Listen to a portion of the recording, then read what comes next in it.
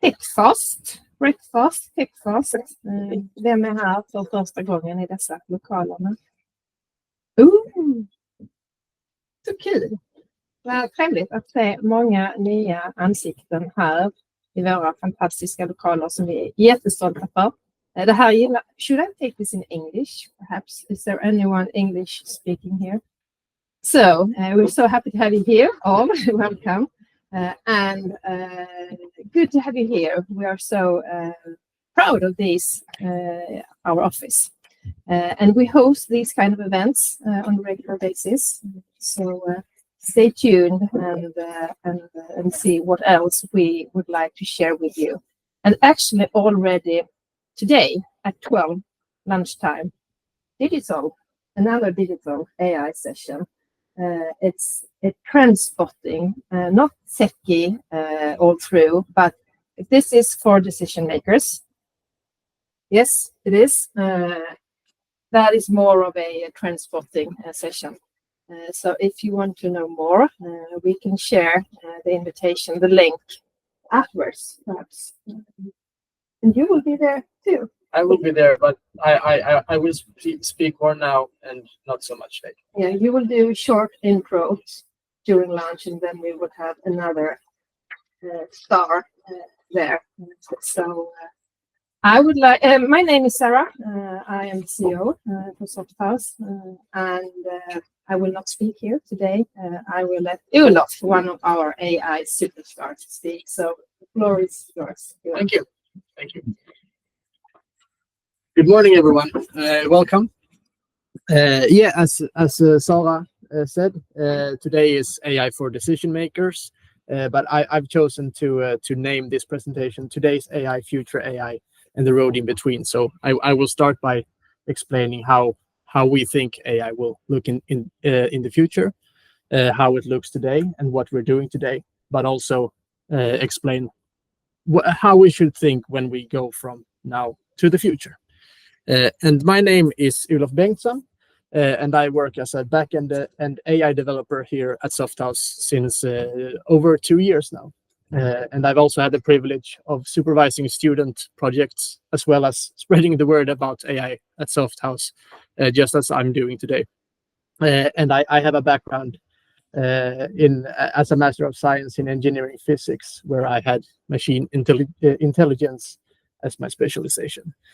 And before I start the presentation, I also want to give a shout out to a colleague, Kerstin Jonsson, who has been a large contributor to the content of this presentation today.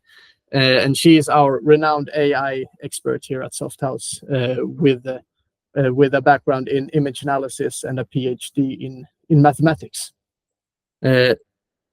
So with that said, I think let's start. So I will start with looking a bit into the future. And the first step in doing that, I think, is to identify some threats as well as opportunities, because AI is changing a lot. And there are things to look out for, but there are also things that we should be optimistic about where AI can help us a lot. So if we look at the darker clouds here, the threats first, one example could be falling asleep at the wheel. So, for example, that we start to rely too much on the technology and that we forget to do things ourselves.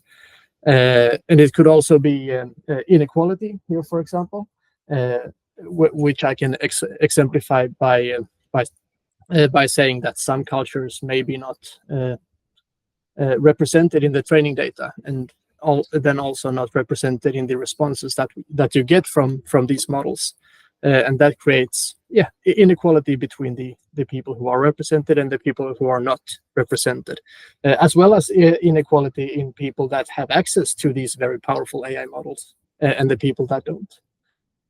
But let's not talk too much about the negatives. There are also a lot of positives. For example, innovation. AI is really good at handling very manual tasks and very boring administrative things, which we can tell the AI to do, and then we ourselves as developers or colleagues can focus on more innovative things and trying to be creative. And in the field of healthcare, education, and law, which are very information intensive areas, AI enables that knowledge to reach a wider audience. So we get with AI, we can get much more educated as people as well. But so looking at this, how will our jobs actually change, and how will everything change for us? This analysis is based on a book by Wernberg in 2019, which is called Människor, maskiner och framtidens arbete, where they categorize work into 4 different categories, which is routine-based and not routine-based, as well as manual and cognitive. And historically, in production, we have been very good at automating tasks that are manual. But now with the rise of AI, it's also going to be easier to automate the tasks that are cognitive as well. So when tasks that require you to think. And here, and this is why they had high degree of automation here at the bottom and low degree of automation at the top. But there are, of course, examples of this that don't really follow this criteria. For example, a train conductor, someone who walks around in the train and checks tickets. That's a very manual work and very routine based as well. So it should have a high degree of automation. But the fact that it's actually a person walking around, talking to other people, including some social etiquettes and social cues, has its purpose as well. So if we would exchange the conductor to a robot, for example, I think the atmosphere in the train could be entirely different. So don't take this 100%. There are, of course, things that fall out of this, but it's for sure something to think about. And that's a tip for you now as well, just in the beginning of the presentation, to reflect on what you could potentially automate. What are you automating right now, and what can you envision to automate in 10 years, and what steps do you need to take along that way? And let me give you a clear example here from the work of a CEO, for example. We are, after all, a group full of decision makers here. And this is an analysis that's made by Gemini, which is an AI bot from Google, but I think it holds up quite well. And the work of a CEO that can easily be automated is to book meetings, writing reports, and analyzing basic financial data. That's something that possibly you could get help from AI. And the things that can be partially automated is to analyze the market, competitors, and do some light risk assessment as well.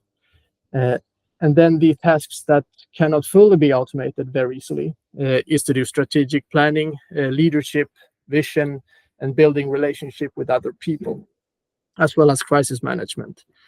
So AI complements us, but we also complement AI. So as you can see, AI is very good at performing these routine tasks and providing data-driven insights, while humans complement the AI, in the other hand, by making important decisions and building relationship between people, as well as inspiring and motivating, which is something that AI is typically not very good at, and something that we will need people for. So that's a bit on how we can think about AI into the future. So let's move on to the AI of today. And there are, as I see it, 3 AI or deep learning specialties, where one is language, one's images, and one is data sequences. And here in the first point, in language, you have the models that process and generate text and speech, such as, for example, ChatGPT, where you input text and you get text back.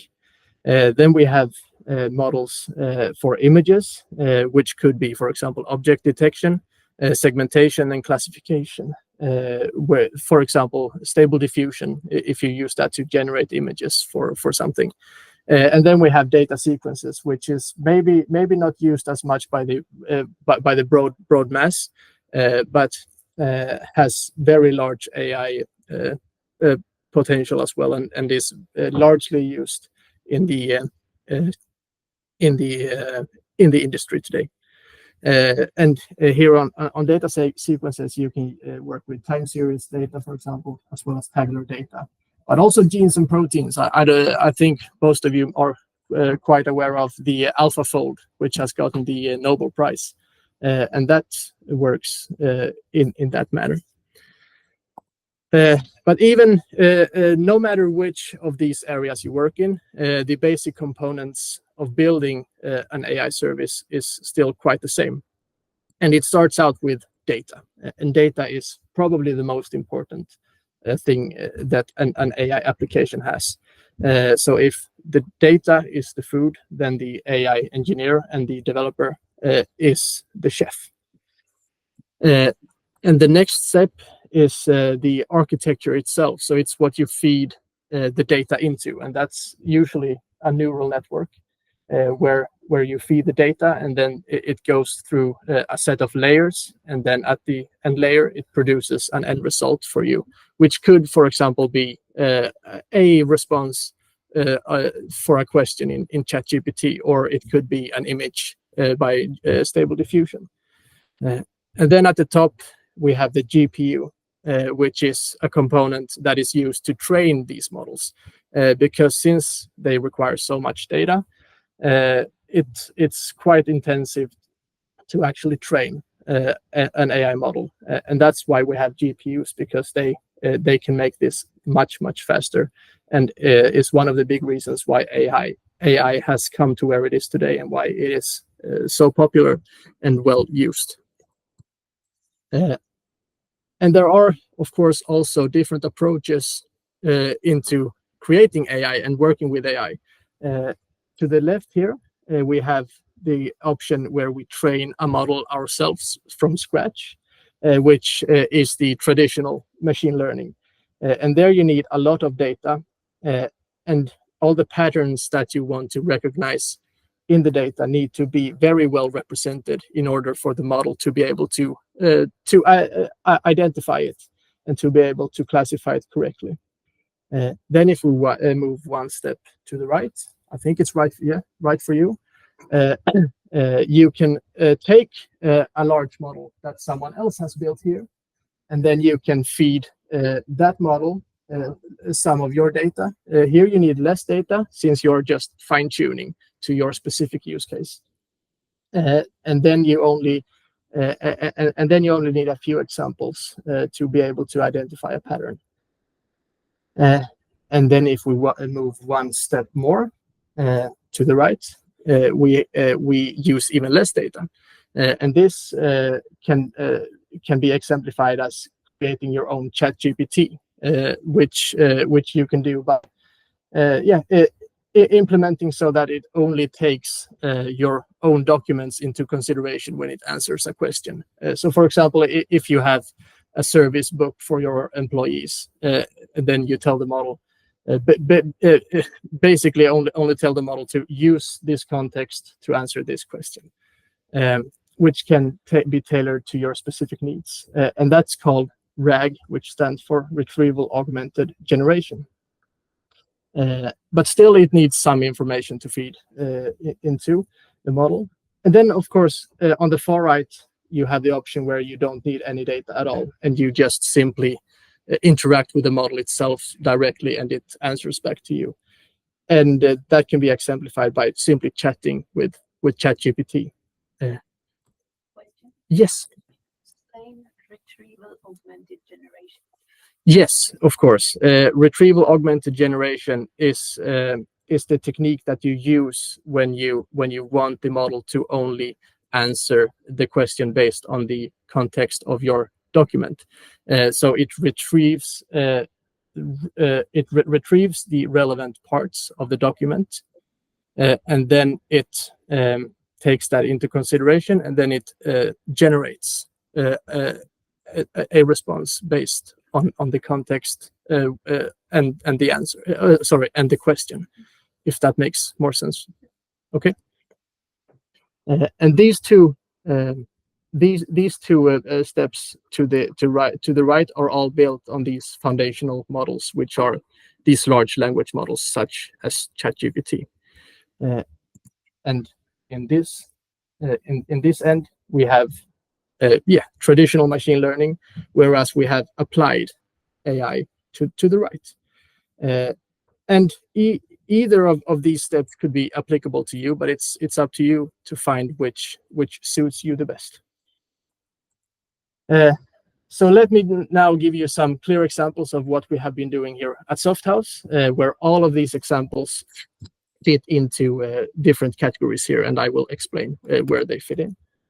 So the first example I have is from Precise Biometrics, where we had a consultant that helped them develop a fingerprint recognition through computer vision, and this is used to log into phones, for example, and making sure that it's the correct person who's trying to log in. And they helped, for example, with spoof detection, as well as generating images, so image synthesis. And this, of course, falls into this category, where they built these models from scratch. I'm not going to go into any more detail about the case itself. If you're interested, you can talk to me later. And then we have another example where the person who has developed this is actually in the audience today, Oresti. But I will try to give my best summary of what this project is. And it's predicting electrical outages on the electrical grid, which since they cost a lot of money when the power is off, a company called D-Lab, they want to be able to predict when there is going to be a power outage. So if there's a component in their station that looks faulty or something looks off in the data, they want to be able to alert the people that are managing the power station, so that they can send someone out and fix it before something actually breaks. And this has been done by combining domain-specific knowledge from D-Lab with our AI competence from Oresti. And this also falls into this first category, where we build the AI model from scratch. We didn't build off of anything else. Another example where I have been included is a company called Green Urban Sites, where we do tree inventory and tree vitality monitoring. So we, using these techniques, we find out where all the trees are and map them out.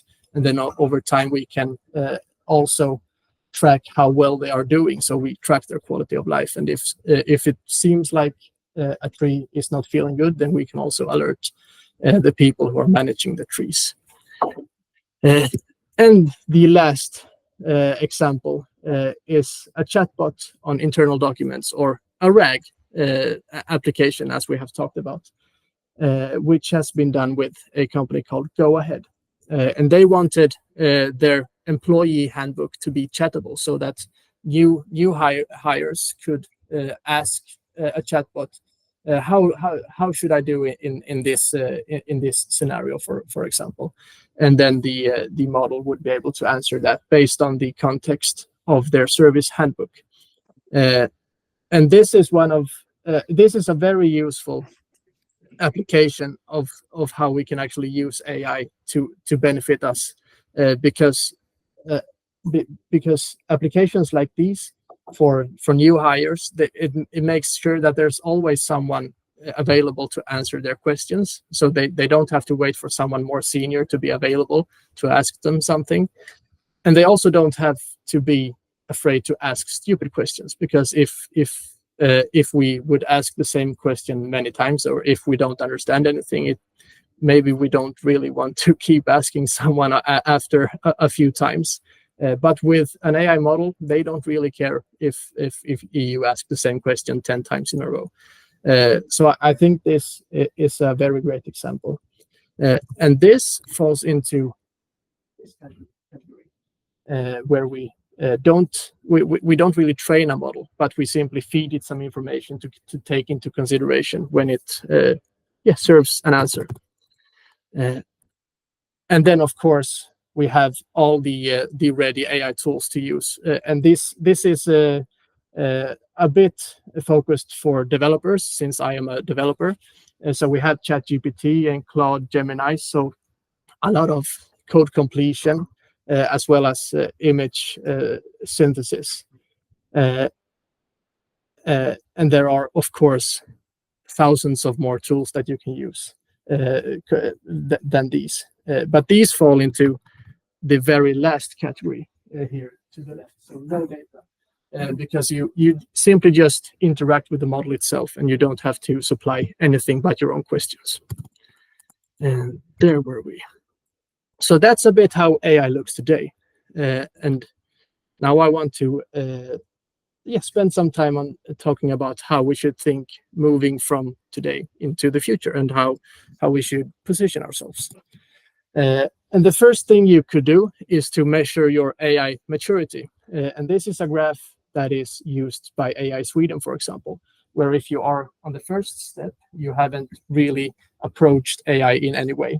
And they fear that that you risk losing your relevance, because AI is going to be a very big part going forward for any company, I think. Whereas if you are on the far right end of the spectrum, you have AI deeply integrated into your organization, and you're reshaping whole markets. But we think that this graph doesn't really show the whole picture, because this only takes into consideration where you as a company is. It doesn't take the technology itself into consideration, because of course the technology has to be mature enough as well.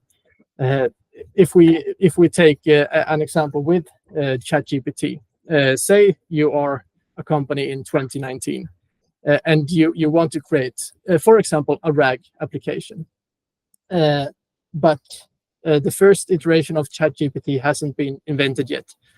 So there's really not much you can do, actually, no matter how mature as a company you are. Even if you have all the data you need, the technology isn't there. So that's also something that you have to take into consideration when measuring your AI maturity, even though this can be a good guideline. But so we have found another way to look at it.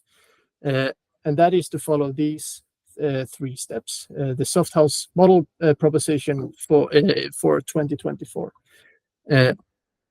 And the first point is to start digging where you stand. So you look at where you are as a company, and what you would like to do, and what it seems like you are able to do. What data do I have, for example?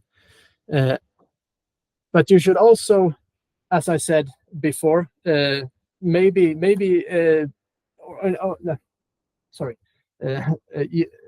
you should also prepare for more powerful AI. So think of what kind of AI you envision in the future to come, and then based on what you think it's going to be able to do in the future, store information or knowledge so that AI can learn from it, so that you can actually benefit from your data in the future. And of course, use this responsibly as well. And then the last point here, should you maybe wait? Just as the example I said before, if it is 2019 and you want to create a RAG application, maybe you should wait, because the technology isn't ready for you yet. And here you need to assess if you should build something your own. So if you want to implement ChatGPT yourself, or if you should wait for general improvements from the technology at large. And this is not so easy to decide, because you do learn a lot by doing. So if you build something yourself, it creates a lot of knowledge. But implementing ChatGPT requires a lot of a lot of resources as well. So that needs to be taken into consideration as well. And if we look at the point here at the top, start digging where you stand. You should look at what kind of available tools are available at the moment, as well as looking for data-driven applications for the data that you actually have, where you let your business value be the guiding star in your decision. And there is a sweet spot where you can pick any of the areas that I said before, images, language, or data sequence, where you find yourself to have the data that you need to create something useful here. And as I have said, RAG is a very powerful technique, which I think many people could benefit from. And before I go into the last point here, I would like to share with you a way of looking at how people and machines can work together, which is proposed by Ethan Mollick, and which he names as centaurs and cyborgs. And the way he thinks we should look at working with AI is to be like centaurs and cyborgs, where the centaur means how there is a very distinct line between the man and the horse, or the man and the machine. So there's something that we as people are much better at, which is interacting with other people, building trust, and managing conflicts, risk management, and so on. And there are things that AI does better, maybe, than people, which is to be very efficient in manual tasks, for example. I'm sure you have much more examples yourself as well. And then cyborgs means that we should embrace AI in a way and work together, such as cyborgs in science fiction, which could have an advanced AI bot built into themselves to make them superhuman. And they have actually made a study with Boston Consultancy Group, which is a very high performance consulting company, where they compared people working with no AI tools whatsoever with people who worked who could use AI tools to do their work. And they found that people completed more tasks with better quality if they used AI. So it can help us a great deal, and it can help us to be much more efficient at their work. And another study has also shown that developers who can work with AI are actually happier as well, and that they can focus on more meaningful work while they let AI set up the boring stuff that just takes time, but it's maybe not that difficult to do, but needs to be done no matter what. And that they find themselves more in a flow state, and that they don't get stuck as much because they always have the AI to consult with and to help them go forward. So tasks that are suited for generative AI is these type of repetitive works, as I've said. Maybe create the first draft of a code that you can then work through and refine if needed, and then tackle new challenges where you don't have that much knowledge. Whereas developers are needed for finding bugs, providing context for something, and also handle tricky requirements. So if you need to take many different things into consideration, that's something that we as humans are still much better at than machines. So that's a very good way of looking at how we as people can work with AI in a constructive way, I think. So let's go into the last point now, and that is to prepare yourself for more powerful AI, because there is going to be more advanced models and more advanced tools coming in the future, given the acceleration of AI over the couple of the last few years. So what kind of information should you store, and how should you store it? For one very clear example I can give is if you have a very difficult way of setting up your computer, or it's very difficult to install something. You can save all of that into a PDF, and then you can create a RAG application for that, to make it much more easy for future colleagues when they get in, so that they can ask this model, how do I set up Docker for this thing, for example, and then they can, something that took you maybe a week can take them 10 minutes, because you looked into the future, and made it much easier, and used AI to your advantage. And now it's much with written text. ChatGPT takes a text input and provides you text output. But it's not so far-fetched to think that we might be going into speech into the future. So it could be relevant for you to think of how you can store verbal data effectively as well, because that might be the future. Maybe you have something else in your specific company that you think could be suited here as well. But you should also think of confounding factors that might render the data useless. So all data is not useful data. So be aware and think so that you actually store what is relevant and what is useful. So when you have done all of this, you have done AI assessment, you have done these 3 steps. Maybe you're not quite sure where to start anyway, and that is why we have some colleagues here at Softhouse who has developed AI assessment, which is a way of finding out how AI ready you are. And as I said before, we have found that these traditional assessments are a bit outdated because they were created in a world before ChatGPT, where AI wasn't as well used as it is today. But now, very many companies use AI in quite a large extent by using ChatGPT in their day-to-day life. So we have updated this assessment to make it more modern, and to make it relevant in 2024 and not just 2018. And this consists of surveys, workshops, as well as analysis to find out where you are as a company, and to identify the potential that you have. What data do you have, and what would you like to achieve, and what are your ultimate goals? And then then they can tailor a plan to your goals to make sure that you are as AI ready and as possible, and that you can future-proof your company. But even with all of this said, as I started this presentation, there are, of course, the threats, and they need to be addressed.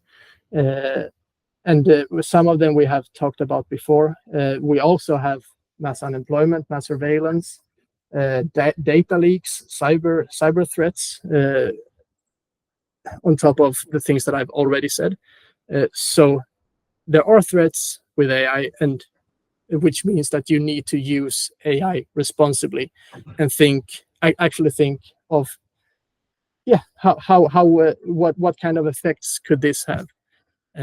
So let me just finish up to talk a little bit about responsible AI use, and that if you want to go into this AI journey and you want to use AI in the best way possible, you should also set up a policy for responsible AI use, so that you don't become a subject of one of these threats on the previous page. And the first step there is to have safe handling of information, where you can classify the information to make sure that your colleagues know what information you can do what with, what can I share, what needs to be kept within the company, as well as using enterprise version of the AI services and tools, because they usually have much better support for keeping your data private, which is really good, I think. And it's really great that that option exists. But so that is very important to keep have into consideration. You should also look at how you use the software in the safest way possible. For example, you need to verify chat responses from ChatGPT, because of course ChatGPT is wrong sometimes, and if you put something like that into production and it provides a wrong answer, it can have quite negative effects. So it's also very important that you actually verify the output from these AI models, because they are wrong sometimes. That's just the way it is. You should also clarify responsibility. Are you the responsible part? Is a customer of yours the responsible part?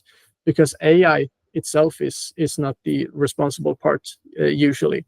So that's also something to take into consideration, and I think it's something that we're going to talk a lot about into the future when these models become more and more advanced. And you should, of course, also use models that have as little bias as possible. You should factor in as much as possible when you use AI, and not use AI tools that have been trained on only a subset of people or a subset of data to reflect something specific. So that's a very quick crash course for responsible AI use, and that's actually everything I had to say. So thank you so much for listening, and if you have any questions, we can have some questions. Yes. Those of us that are a little bit older, that were around in the 90s as well, some of us read a book of